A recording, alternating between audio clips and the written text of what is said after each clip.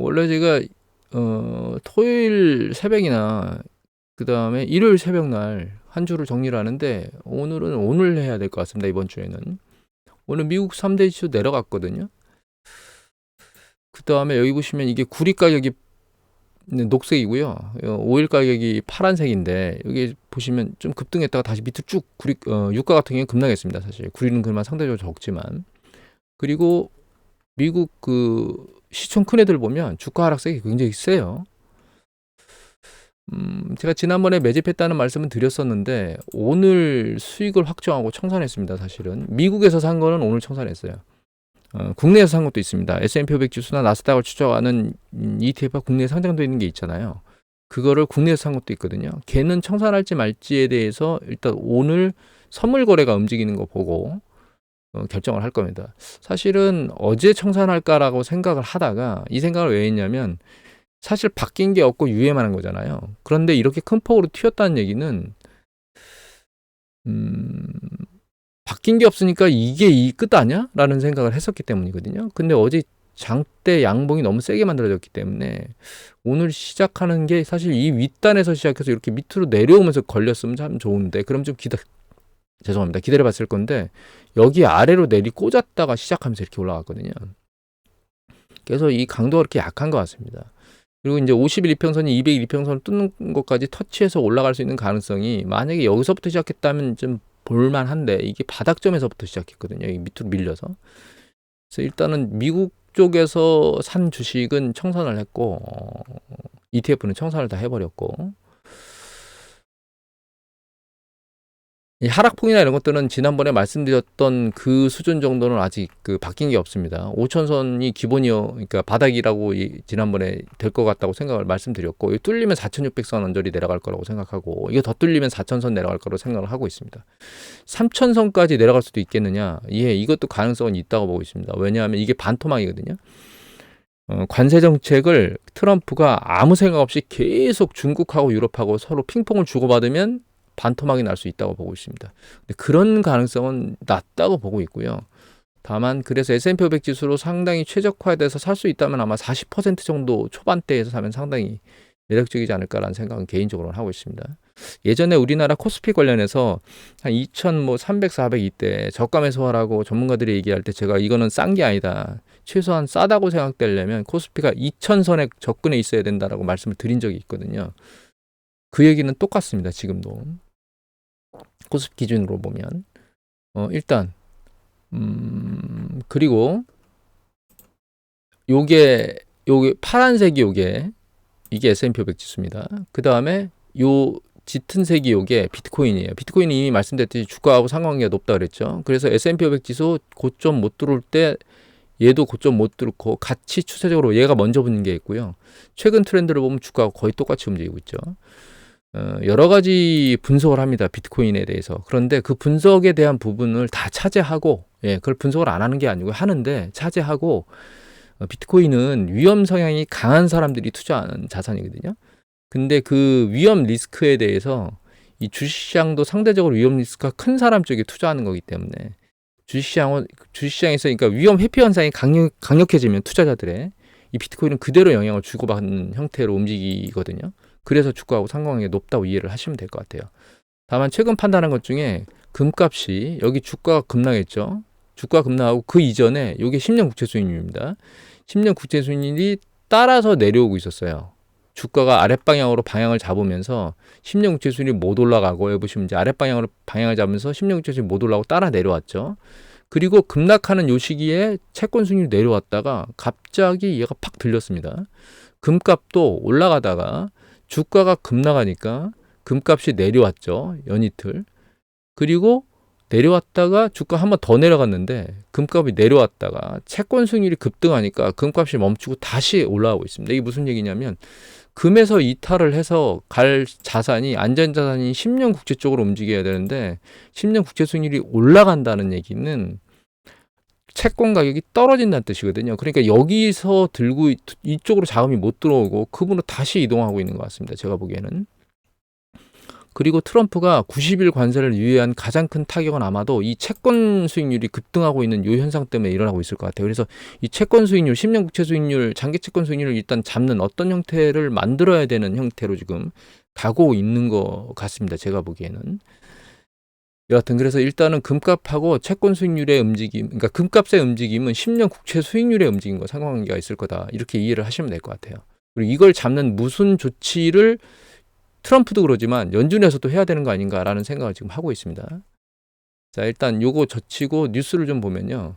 여기 보시면 요게 헤럴드 경제 뉴스인데 4월 10일자 어제 김영철 기자께서 올리신 거거든요. 요거는 요거만 참고하려고 올린 겁니다. 헤럴드 경제. 2월 4일 날 10% 추가 관세 때렸는데 맞대응으로 석유, 원유 등에 15 때렸고요. 그 다음에 3월 4일 날 10% 추가 때리니까 농산물에 15 때렸어요. 전반적으로 원자재 쪽에 다 때린 거죠. 그리고 4월 9일 날 34%의 추가 보복 50% 때리니까 6대 보복 리스트만 공개했는데 4월 9일 날 120 관세 때리고 4월 10일 날 35의 추가 보복 50 때려서 미국의 모든 물자에 대해서 지금 현재 84% 때리고 있는 거죠. 오늘 그런데 트럼프가 125 때렸던 걸 145로 때리면서 협상을 원한다고 말했거든요. 제 생각에는 시진핑이 쉽사리 뒤로 물러나지 않을 것 같습니다. 제 생각에는. 일단 이 생각을 해보시면 될 것 같아요. 일단 누가 더 구석에 몰릴 수 있겠느냐. 시진핑하고 트럼프하고. 시진핑은 상대적으로 유리합니다. 왜냐하면 첫 번째는 공산국가예요. 그래서 인민들의 목소리를 약간 누를 수도 있는데 사실 중국 같은 경우에는 미국에서 일반 서민들이 쓰는 생필품 중에 수입하는 게 있느냐? 제 생각에는 없을 거예요. 고가 제품이나 수입할 수 있겠지 일반인들이 쓰는 제품은 수입하는 게 거의 없을 거라고 생각하거든요. 그러니까 인민들의 생활에는 별 문제가 없습니다. 근데 어디에 문제가 있을 거냐? 그거는 이 기사를 보면 나올 수 있는데 여기 보시면 통관이 취소되면서 상하이행에 조선일보 베이징 이벌찬 특파원께서 4월 11일 날 올린 겁니다. 화물 선박이 거의 사라졌다고 얘기가 나오죠. 근데 이 밑에 보시면 중국의 제조 공장들에는 주문 취소가 실수없이 쏟아지고 있다. 이렇게 되고 있죠. 즉 이건 뭐죠? 중국의 제조업들이 충격을 받을 수 있다는 뜻인 거죠. 그러니까 인민들은 상관이 없어요. 물가 부분인데. 근데 인민들이 상관이 있을 수가 있죠. 어떻게? 제조업 공장에서 일하는 사람이나 제조업 사장들은 어려울 수가 있겠죠. 다만 미국이 질적으로 향상된 제조업을 강하게 만들자라고 하는 정책을 추진하고 있기 때문에 그런데 지금 여기 타격을 받고 있는 것들은 제가 보기에는 그런 쪽도 있겠지만 저가 제품을 생산하는 그런 쪽 그러니까 그런 쪽의 제조업들이 타격을 받고 있을 거기 때문에 그런 부분들은 일정 부분 과잉 생산이나 이런 부분 때문에 구조조정이 필요하다고 보고 있거든요. 중국에서. 그런 관점에서 놓고 보면 이런 기회에 자연스럽게 구조조정이 되도록 놔둘 수 있다는 거예요. 그래서 충격을 양쪽에서 미국도 그렇고 시진핑도 그렇고 양쪽에서 생각을 해보면 시진핑도 충격을 받긴 받겠지만 제 생각에는 정치적 충격은 상대적으로 적을 것 같아요. 중국이. 근데 미국 같은 경우에는 이 타격을 누가 다 받느냐. 일반 서민들 아니 전 국민이 다 받습니다. 왜냐하면 물가가 올라가니까. 지금 145%를 때렸다는 얘기는 100원짜리 가격을 245원에 팔아야 된다는 뜻이거든요. 그러면 물가압력이 엄청나게 폭등하겠죠. 그것도 생필품 위주로 많이 폭등할 거 아니에요. 그러면 미국에 있는 국민들의 상당수의 많은 사람들이 저가용 생필품을 못 사고 급등한 형태의 생필품을 쓰게 될 거거든요. 그러면 당연히 정치적 충격은 트럼프가 더 세겠죠. 이런 관점에서도 제가 보기엔 시진핑이 쉽사리 협상에 나서지는 않을 것 같습니다. 제 생각에는. 그리고 이건 중국만의 문제가 아닙니다. 여기 보시면 이게 유럽인데요. 유럽이 어제 25% 추가 관세 맞대응한다고 얘기를 했는데 트럼프가 유예하면서 그러면 나도 유예할게 라고 대응했거든요. 그러니까 이건 뭐냐. 그냥 머리 숙이고 들어가서 액션을 하는 게 아니고 네가 이렇게 때리면 나도 이렇게 때리겠다라고 맞관세를 때리고 있거든요. 그래서 이게 가능한 건 왜 가능한 거냐. 유럽이나 중국이나 자체적으로 소비 시장이 크다는 거예요. 미국도 크지만 그 유로연합이나 중국은 자체 시장도 크기 때문에 자기 쪽에 있는 시장을 가지고 뭔가 두들겨 때릴 수 있다. 그리고 버틸 수 있다라고 하는 두 가지 관점에서 지금 충돌하고 있는 것 같습니다. 뭐 동남아시아나 이렇게 자잘한 국가, 우리나라, 뭐 일본 이런 국가들이 미국하고 협상하는 게 중요한 게 아니고요. 유로연합하고 중국이 미국하고 어떻게 협상하느냐가 굉장히 중요한데 이 부분이 계속 서로 핑퐁으로 두들겨 때리는 형태로 하지 않으면, 그러니까 하면 경제에도 그렇고 주시장에도 그렇게 녹록치 않을 것 같아요. 그런데 트럼프가 대규모로 무엇인가 이렇게 받아들일 수 있는 형태까지 양보가 안 되면 쉽사리 관세 협상이 끝나진 않을 것 같거든요. 그래서 한동안 관세 협상은 지속될 것 같습니다. 이런 형태로. 이런 상황에서 요 내용, 이제 관세와 관련된 부분 넘어가고 다른 부분으로 한번 가볼게요. 관세와 관련된 부분 넘어가고 다른 부분으로 가보면, 요게 이제 제가 가끔 말씀드리는 리얼 인베스트먼트 어드바이스에서 나오는 뉴스레터 제가 받아보는 그 내용인데, 이 중에서 여러분들한테 보여드리고 싶은 게 일단은 이겁니다. 요거. 이게 뭐냐면요. 요게 S&P 500 지수고요. 요게. 그 다음에 요게 뭐냐면 TTM, EPS TTM이에요. 그러니까 S&P 500 지수의 주당 평균 수익의 최종 발표하고 그 이전 3개의 분기를 합한 겁니다. 그래서 지금까지 발표된 그냥 뭐 예를 들면 2분기면 2분기, 그 다음에 1분기, 작년 4분기, 3분기 이렇게 4개의 분기를 합한 TTM이거든요. 그게 여기 보시면 220입니다. 220이에요. 근데 올라오다 말고 뚜뚜 올라오다 멈췄죠. 지금 증가세가 멈춘 거예요. 이게 2022년도 쭉 내려오던데 얘가 올라오다가 딱 이거 조정받고 나는 시점이 멈춰 있었죠. 올라가질 않고 그 뒤에서나 내려오죠. TTM이 일제가. 이것도 마찬가지입니다. 이것도 멈춰 있다가 쭉 떨어진 다음에 뚝 급락하잖아요. 우리가 지금 한번 생각해 봐야 될 거는 이 부분이에요. 자, 이겁니다. 이게 뭐냐면 요 야덴 리서치에 나오는 데이터인데, 이거를 제가 너무 작아서 보여드리기가 어려워서 파워포인트에다 다시 편집을 해놓은 건데, 여기가 2020년도입니다. 여기가. 근데 이게 포워드 EPS예요. 그러니까 애널들이 앞으로 EPS가 어떻게 될 거라고 주간 단위로 계속 예측한 거거든요. 추세적으로 계속 올라간다고 예측하고 있습니다. 근데 2020년도에도 보면 추가적으로, 이거 2022년도입니다. 여기가 요 박스권이 2022년도에 보면 추가적으로 계속 올라간다고, 한 5월께까지는 계속 밀어 올라간다고 얘기를 했어요. 그런데 보시면 실제로는 그렇지 않죠. 올라가는 게 아니고 옆으로 기고 있잖아요. EPS가. 그죠? 그러니까 지금도 올라간다고 예측을 하고 있지만 얘가 추세적으로 계속 길 수 있다는 겁니다. 얘가. 그리고 뒤에 내려올 수 있다는 거죠. 한 가지 더 유의 깊게 봐야 될 게 다음 장인데, 요거는 뭐냐면 이것도 야덴 리서치에 나오는 겁니다. 요거는 포워드인데 STEG라고 돼 있는 건 숏텀 EPS 그로스니까 단기 EPS 성장률이고요. 요거 LTEG는 중장기적인 EPS 성장률. STRG가 뭐냐면 단기적으로 매출 증가율이에요. 근데 여기에 요 박스가 2022년도입니다. 보시면 쭉 내려오다가 싹 들려 올라갔죠. 매출도 그렇고 이익도 그렇고 이익 성장률도 매출 성장률도 증가했다가 쭉 밑으로 밀려 내려오죠. 지금 어떤 트렌드냐? 이익 성장률이 쭉 밑으로 밀려 내려왔습니다. 다만 매출 성장률은 추세적으로 조금씩 내려오고 있는데 이렇게 급락하지는 않은 상황이거든요. 그러니까 얘가 올라가는 과정 중에서도 조정을 받았는데 지금은 내려오는 과정 중에 있잖아요. 여기다 관세와 관련된 내용이 부딪히면 이 증가율이 올라갈 수 있을까? EPS가? 매출은 살짝 늘어날 수도 있을 겁니다. 왜냐하면 가격이 높아졌으니까 단가가 줄어도, 그러니까 물량이 줄어도 가격 인상분 때문에 얘가 약간 들릴 수는 있지만 EPS가 이렇게 쭉 올라갈 수 있을까? 다시 차고, 이 부분은 좀 생각해 봐야 될 문제인 거거든요. 그래서 EPS 문제와 관련해서 만약에 이게 못 떠받치면 문제는 어디서 나오느냐? 여기서 나올 겁니다. 이건데, 이거는 뭐냐면 골드만삭스가 최근 다양한 배수들을 적용해 올해 실적 전망치를 하향 조정했다고 나오죠. 이거는 골드만삭스가 얘기한 거. 요거는 뭐 그러니까 각 개별 기업에 대한 기업 컨센서스의 총 누계에 걸 거예요. 여기 269라고 나온 게, 여기 보시면 아까 차트 중에 여기가 269쯤 될 겁니다. 여기가 가장 꼭대기죠. 사실은 골드만삭스는 그보다 약간 낮게 보는 거고요. 요거 220 시나리오는 뭐냐면, 자, 좀 전에 봤던 데이터 중에 이 데이터가 여기에 있는 요 TTM S&P 500 지수가 S&P 500 지수 EPS 퍼당 주당 EPS가 여기 보시면 200이었어요. 200. 그런데 여기가 220이라는 얘기는 10% 증가한다는 뜻이죠. 이게 2025년도에 10% EPS가 증가한다고 따져도 220이잖아요. 220인데 이 퍼에 18배를 적용하면 이게 4,000선입니다. 그러니까 주가가 EPS가 그러니까 줄지 않더라도 퍼 배수가 낮아지면서 주가가 급락할 수 있다는 뜻입니다.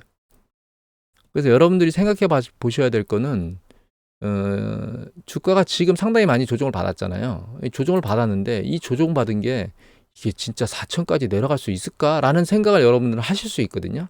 근데 문제는 기업 실적이 마이너스가 나는 게 아니고 EPS가 감소하지 않는데도 추세적으로 증가하는데도 불구하고 퍼배수가 낮아지는 것 때문에, 즉 레이팅이 줄어드는 것 때문에 주가가 급락할 수 있다는 걸 알고 계셔야 됩니다. 그래서 제가 여기 4,600선, 4,000선, 뭐 3,000선을 얘기하는 이유는 거기에 있다고 이해를 하시면 됩니다. 그래서 여기 데이터 보면 3,000선이 얘기되는 게 뭐냐면 퍼가 14배로 떨어지면 220, 그러니까 작년보다 지금 TTM보다 10% 2020년도에 증가하면 14배 적용하면 3,100까지 떨어질 수 있습니다. 이거 하나 더 보여드리면 이 데이터도 야데니 리서치에 나오는 거거든요. 이게 뭐냐면 그 블루엔젤이라 그래서 이게 S&P 500 지수, 그러니까 MSCI 미국 지수고요. 이게 MSCI 미국 지수의 주가 움직임 빨간 거고요. 이 파란 게 뭐냐면 퍼배수입니다. 포워드 퍼배수인데 이 주가가 어느 단계까지 밀려 내려올 수 있다라고 보는 건데, 여기 보시면 이 경기 수축, 코로나 팬데믹에 의한 경기 수축 때 퍼배수가 15배도 깨진 적이 있어요. 그죠? 여기도 보시면 퍼배수가 이게 15배 라인이거든요. 얘가 15배 라인인데 글로벌 금융위 때는 10배 라인까지 떨어진 적이 있습니다. IT 버블 때 같은 경우에는 이게 밑으로 밀려 내려온 게 최저치까지 떨어졌던 게 요게 15배까지 떨어진 적이 있어요. 그러니까 15배를 근접할 수 있다는 뜻이에요. 이게. 그럼 아까 15배가 얼마였죠? 예, 여기 14배가 여기입니다. 3,000선 초반, 16배가 3,000선 중반, 15배면 3,000선 초중반쯤 되겠죠. 3,200, 300 정도 되겠죠. 그래서 실제로 리세션이 발생하고 거기에 강렬하게 주가가 폭락하는 과정 중이면 장중 혹은 일봉으로 상당히 큰 폭으로 떨어질 수 있다고 하는 걸 이해하셔야 돼요. 이렇게 떨어진다는 뜻이 아닙니다. 이렇게 내려갈 수도 있다라고 하는 가능성을 열어놓고 봐야 된다는 뜻인 거거든요. 그래서 여러분들이 주식시장에 대해서 좀 안일하게 생각하시는 부분은 좋은 부분이 아니에요. 이미 말씀드렸지만 사실 여기서 이미 여러분들한테 경고 신호를 알릴 때 고점이 잘 안 뚫립니다. 이상합니다. 여기서 얘기할 때 포지션을 줄이셨어야 됩니다. 사실은. 그리고 여기 나스닥 이분 얘기 중에 밑에 내려가 보면 이런 얘기 있습니다. 찾은 다음에 보여드릴게요. 자, 일단 이 부분을 볼까요? 구매할 때가 되면 구매하고 싶지 않을 겁니다. 이 얘기는 뭐 제가 강의할 때마다 맨날 말씀드리는 건데, 일단 지금이 매수할 시기냐라고 물을 때 아직은 답이 아니라고 그러죠. 제가 말씀드렸듯이 제가 한 거는 아주 단기적으로 뭔가 액션을 하겠다고 일부 포지션만 작업을 한 거지 전체적으로 작업을 밀고 들어갈 시기가 아닙니다, 지금은. 그리고 한 가지 더 말씀드릴 건, 굉장히 많은 부분의 주식 포지션을 가지고 있는 분은 일정 부분 큰 폭의 하락에 대응하기 위해서 무엇인가 포트폴리오를 재조정하면서 현금화하는 작업을 해야 될 그런 상황이기도 하고요. 만약에 그게 어렵다면 민감주를 비민감주 쪽이나 이런 쪽으로, 예를 들면 기술주라든가 경기 민감주 뭐 이런 것들을 헬스케어나 혹은 뭐 경기 비민감주 이런 쪽으로 넘어가야 될 수도, 유틸리티 이런 쪽으로 넘어가야 될 수도 있는 과정이에요. 물론 그거는 뭐 주식형 펀드 매니저는 그렇게 해야 되겠지만 일반인들이 그렇게 해야 될지는 물음표입니다. 그래야 될 이유가 있을까요? 현금화하는 게 낫지 않을까요? 뭐 이런 생각을 지금 고민을 해보셔야 될 것 같고요. 그리고 자, 이 얘기도 보시면 시장이 반등할 이유를 찾는 데는 그리 오랜 시간이 걸리지 않을 겁니다. 이게 지난주 금요일 날 나온 겁니다. 제가 말씀드렸듯이 이 지난주 금요일이 내리 꽂았을 때잖아요. 주가가 이렇게. 예. 요 시기에 제가 매수란 이유는 거기에 있습니다. 반등을 찾을 거고, 반등이 되면 그 반등 시점이 추세적으로 어느 정도 갈지는 모르겠지만 거기서 이익을 회수하고 다시 나오려고 들어온다고 지난주에 말씀드렸고, 지금 그 타이밍이 돼야 된 것 같다라고 제가 생각을 하는 거고요.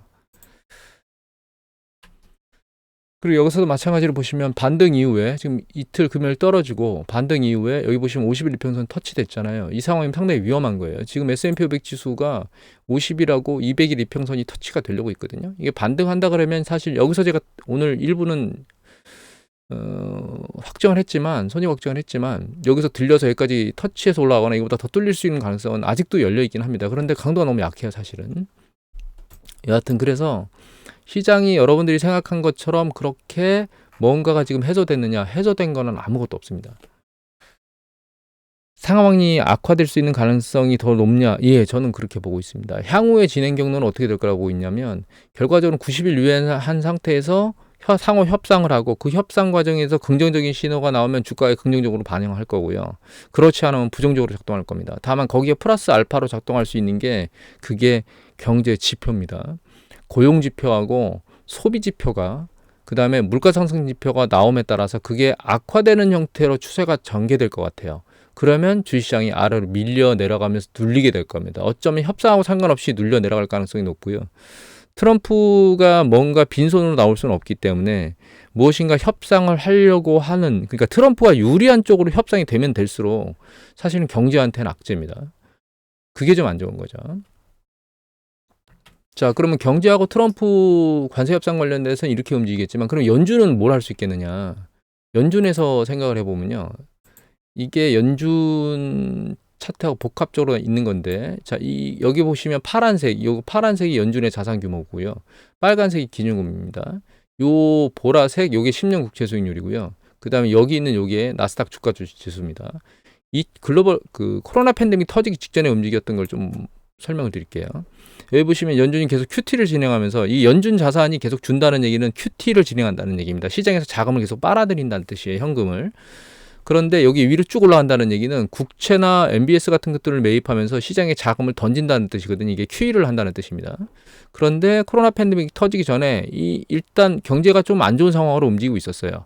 주가 큰 조정을 받았고 여기서 머리를 못 뚫고 이렇게 헤매고 있었는데 연준이 먼저 기준금리를 내리기 시작했고요. 기준금리를 내리고 있다가 그래서 이제 따라서 이제 10년 국채 수익률이 내려오고 있었거든요. 그런데 10년 국채 수익률이 굉장히 빠른 속도로 튀었습니다. 요 T는 요 상황에 요 연준이 QT에서 QE로 전환합니다. 이 QT에서 QE로 전환했다는 얘기는 뭐냐면 QT를 진행한다는 얘기는 시장에 연준이 가지고 있는 국채를 자꾸 매도한다는 뜻입니다. 근데 QE로 전환하면 반대로 국채를 매입한다는 뜻입니다. 이 채권 수익률이 이렇게 확 들렸다는 얘기는 채권 가격이 급락했다는 얘기거든요. 그런데 QE로 전환하면서 채권을 매집해주면 채권 수익률이 내려와 주겠죠. 그러면서 계속 QE는 따라서 진행했고요. 국채 수익률은 굉장히 빠른 속도로 들렸던 게 안정화되면서 고점을 계속 여기를 못 뚫고 유지되는 상황으로 지속하죠. 그리고 기준금리 더 이상 내리지 않고 있었습니다. 그리고 QE는 계속 진행하다가 금리가 살짝 고점에서 더 이상 안 뚫리니까 살짝 멈추는 행보를 보였는데 코로나 팬데믹이 터지면서 급락한 겁니다. 지금 연준이 할 수 있는 입장은 두 개겠죠. 기준금리를 내리거나 경제가 떨어지는 걸 위해서. 근데 기준금리를 내리면 차입자들, 대출받은 모든 사람의 주머니에 돈이 남기 때문에 실제로 그 돈이 시장에 나오면서 풀리면서 인플레이션 압력을 자극할 수 있겠죠.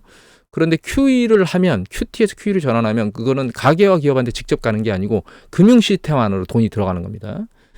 즉 뭐 금융 투자 전문 회사라든가 혹은 뭐 상업은행이라든가 이런 쪽에 자금이 들어가는 거기 때문에 가계 기업 쪽으로 직접 들어가는 게 아니거든요.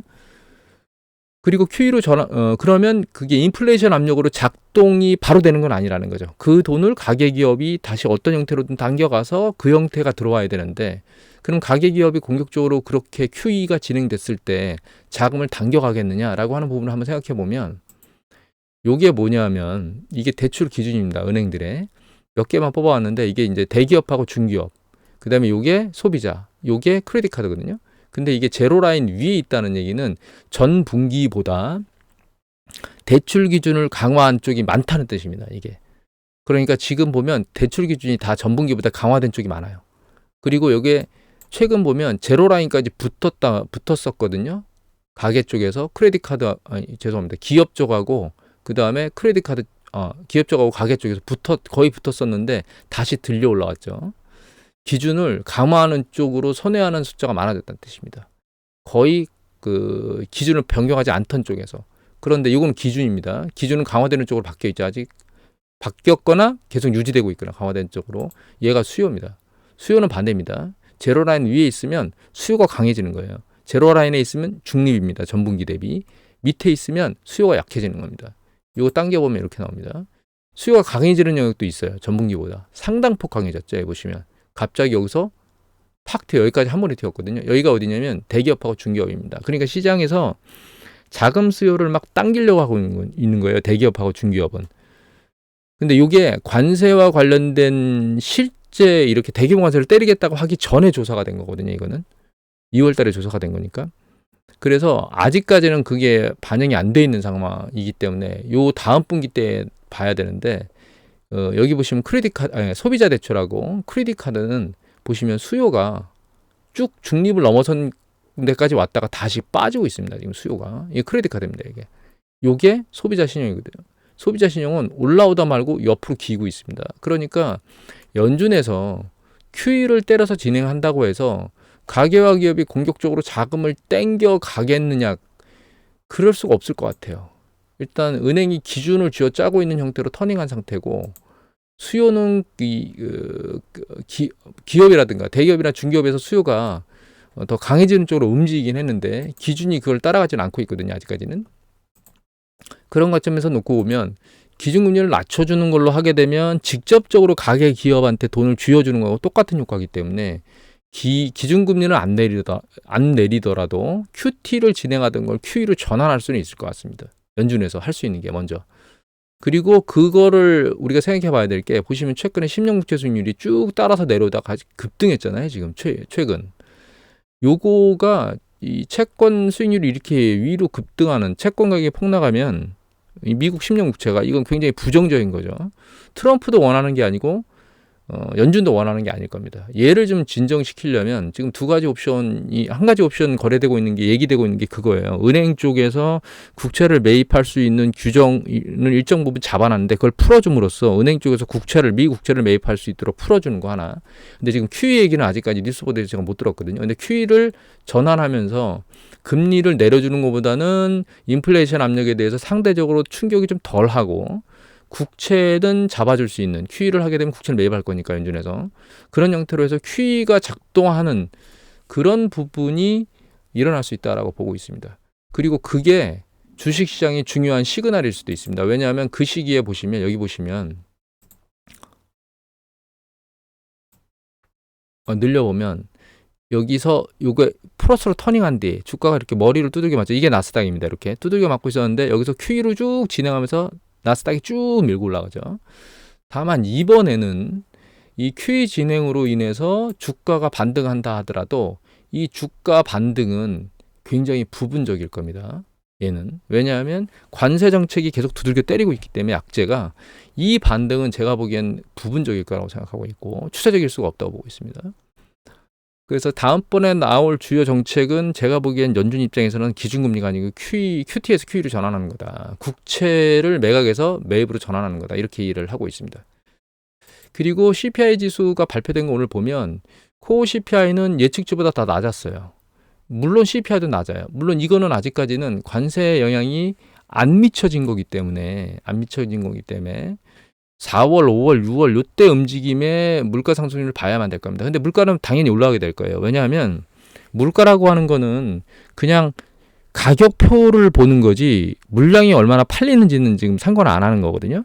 그러니까 물량이 덜 팔려도 가격표가 비싸게 걸려 있으면 그건 당연히 물가를 올라가게 만드는 거예요. 그런데 물량이 너무 줄어서, 판매되는 물량이 너무 줄어서 판매자가 가격을 낮추는 시기가 그래야만 결과적으로 물가가 내려오는 쪽으로 작동하게 될 거거든요.